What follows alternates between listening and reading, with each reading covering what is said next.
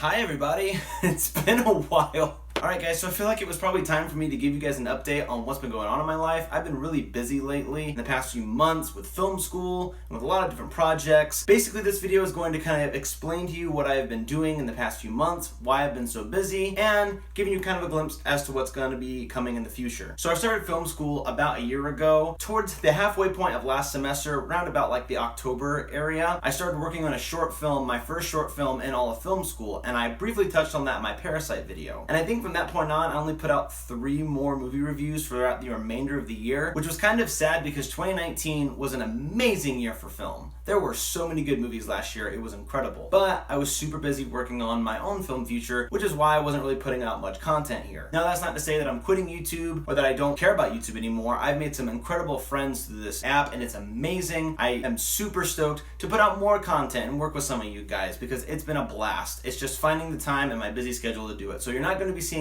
nearly as much content from me in the future, but you still will be getting more content from me, just not all here on YouTube. First, I want to talk about the short film that I made called Hazed Fire. So Hazed Fire is a film, I wrote the screenplay. Well, I co-wrote it with a friend of mine, Ben Vajan, who I go to school with. He and I worked really hard on the screenplay, and then I got to direct the film as well. I've made some incredible friends through my film school program who all worked incredibly hard on this film. Guys, we put our heart and soul into this thing, and I'm actually pretty pleased with the turnout. For what we had, for the materials that we had, and for as inexperienced as we were, I am very, very proud of the work that we made. So I'm going to put a link in the description below to where you can watch this film. We haven't put it on YouTube yet because there is some copyrighted music and we don't want the video taken down. So I'm going to provide a Vimeo link to where you can watch Hazed Fire right now. Check the link down in the description below. Again, it will be there. If you want to watch that film, go ahead and do it. I'm so excited to share this movie with everybody. Now, since then, I've been continuing to work on film school. I've been really busy this semester with a lot of classes ranging from grip and electric to pre-production to film critique. I'm covering a lot of different areas and learning a whole lot more about film. I also have a little bit more equipment on me, all thanks to Ryan from Nerdy Blurb TV. He hooked me up with some awesome Christmas presents. You already know about the microphone that he gave me. He gave me a lighting rig setup that you can kind of see now. And then of course, I got to address last year of 2019. That was an incredible year for film, guys. In fact, I would say that it was the best year in film of the entire decade. I didn't even give a top 10 list or my 10 most underrated list. Those are both lists that I wanted to do, but again, I was just so busy that I couldn't quite get to those lists. I don't have my underrated films list quite yet, but I will be putting that list on Letterboxd. Also, I'm going to give my top 10 here today. I'm not going to be super in-depth on it. I'm kind of just going to breeze through it. I did give a top 10 list with my buddy Alec over on his channel and on his podcast as well. I'll put links in the description below to where you can see those, but my list has slightly updated since then, so I'm going to touch on it here just to give you guys a taste of it. My number 10 was Waves. I really liked this movie. A24 killed it last year. They put out some incredible films. I really liked Waves. It was very experimental in its filmmaking, and it was very experimental in its story structure as well. This movie is kind of 2 films sandwiched into one, but they correlate with each other and they strengthen each other as well. I really love the performances, especially from Trey Edward Schultz and Sterling K. Brown especially. Oh my gosh, what a performance. I think this was one of the biggest snubs at the Oscars. I loved this movie so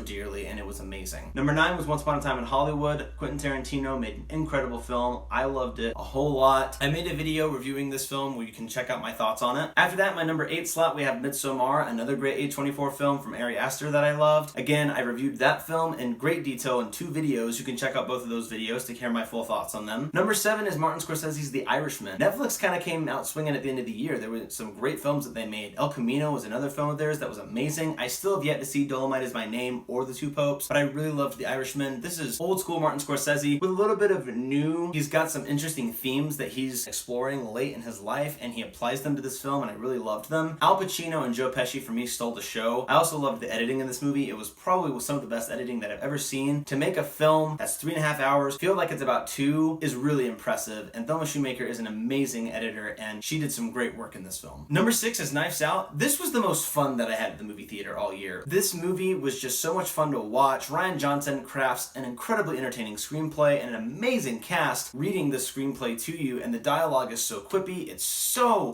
well written and so well acted. This is just a fun movie that I had a blast watching. Number 5 is Marriage Story, another Netflix film that I loved. Noah Baumbach gives probably my favorite screenplay of the year, except for maybe my number 1 film. Adam Driver gave my favorite acting performance of the entire year. I really wish he had won Best Actor, although Joaquin Phoenix's performance in Joker was nothing to sneer at. My personal taste was just Adam Driver. I loved him in this movie. Scarlett Johansson was great as well. This is an ensemble film. Everyone in this film was great. Number 4 was 1917. Easily some of the best cinematography that I've ever seen. This is Roger Deakins' best work, and I say that with Blade Runner 2049 being in my top 5, and that's some of my favorite cinematography, but he blows that movie out of the water. This is better than any of his work. The amount of effort that they put to make this film come off the way that it does and look the way that it does blows my mind to this day. This is probably one of my top favorite war films as well. Just an amazing and touching, intense war film. Number 3 is Uncut Gems. I really liked this movie. It was lower on my list originally, but more and more that I've thought about it, the more that I've loved it. This is just such a unique screenplay and such a unique film. The Safdie brothers are doing some wondrous things in cinema right now, and I love their voice and what their voice is saying about certain topics, especially here with addiction, and it really is super interesting, and it's excellently explored by Adam Sandler, who gives one of the best performances of the year. I would say that this one is one that I wish had been nominated. Now, I kind of teeter back and forth between this one and Adam Driver, but I loved Adam Sandler in this film. He is amazing. This is his best work. My number 2 of the year was Ad Astra. I made a video explaining all of my thoughts on that film. I have a really personal connection to this film. I love the character's journey the main character goes on. I really connect with it very well. The cinematography here is amazing. The direction is beautiful. I just loved Ad Astra a lot, and every time that I watch it, I love it even more. And my number 1 film of last year was Parasite. Anyone who knows me could see this coming. This is one of those few films that I just find to be perfect. You know, there aren't very many perfect films out there. I don't see anything wrong with this movie. Everything in this film is executed to a T. The acting is perfect. The script is perfect. Like, everything about this movie is just so meticulously crafted. And you could tell that Bong Joon-ho really found something special here with this story. And I love the entire presentation of the film, and it blew my mind. So that was my top 10 of last year. Now, there's a lot more content that I kind of want to get out here very soon. I kind of want to touch on some of the films that I saw at Sundance. I'm not going to get into it here, but I did go to Sundance 2020, and I saw 20 films, and it was so much fun. I had a blast this year. Now that I've been once and kind of had a little bit more experience of how to work the festival and how to navigate it a little bit better, I had a much better year. I think this year was a much better lineup as well. There were so many interesting films, even ones that I still didn't get to see but wanted to. I also got very lucky and got to see some amazing films that were really hard to get into, and I just kind of lucked my way into getting to some screenings. There are a few films that I saw at the festival that are out now that I do wish to review and will review soon. I did see Wendy, and I will be reviewing that very soon. So again, with me being in film school, you're not going to get as much content from me on this channel, but that doesn't mean that I'm disappearing. I've been appearing a lot on my buddy Alec's podcast, What Even Is Film, just because it's a lot easier for me to go on there sometimes and give my updated feelings on a movie that I've seen. So I'll put a lot of links in the description below in this video. One link is going to be to my Letterboxd. I'm frequently updating that thing. Pretty much anytime I watch something, I put my general thoughts on there. I'll put a link to my buddy Alec's podcast, What Even Is Film, where you can hear me every now and then when I join him on there. And as well, another link to my video of my short film, Hazed Fire, that I'm so very proud of. Me and all my friends worked really hard on it. Again, that's what I've been up to. I'm super excited to get back in the grind and make some more content for you guys. So don't forget to like and subscribe, and I'll see you next time.